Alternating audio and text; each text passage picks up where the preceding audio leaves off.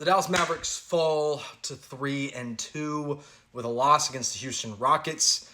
Mavs were down by as much as 20 in this game, and they brought it all the way back, made it a clutch game. It was tight in the fourth quarter thanks to the heroics of Kyrie Irving and Luka Doncic in the fourth.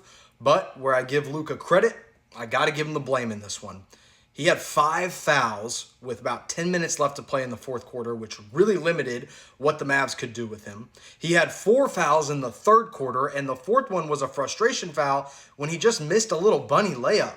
He wasn't getting the calls he normally gets, but beyond that, his first 3 quarters of this game were really just bad basketball. Like, he started off not hitting his shots, not getting the calls, so then he starts forcing more shots, and then he starts forcing bad shots. And while he finished the game okay with 29 points and his efficiency looks okay, that's all because it came in the fourth quarter when he literally had to turn it on in do or die time. If he had turned it on a little bit earlier, the Mavs might have won this game. So, I'm always going to praise Luka. I still think he should end up winning the MVP this season if he starts playing better. But when I praise him, I got to give him blame when he deserves it as well. Now, it's not all his fault that the Dallas Mavericks lost this game. Okay, let me be very clear. The Mavericks got obliterated on the boards. They lost a rebounding battle 50-37.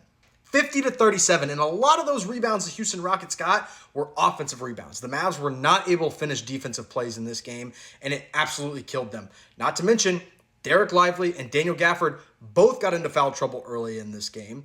Were the refs a problem? Yeah, a little bit, but when you go down by as much as 20, you can't blame just the refs.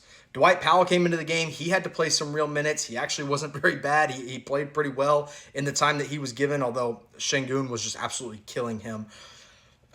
Overall, just a frustrating loss. One of those losses that, as a Mavs fan, we're going to look back on and say, wait, why did we lose to Houston by 6? The 5th game of the season? Why did that happen? Now, Houston's a scrappy team.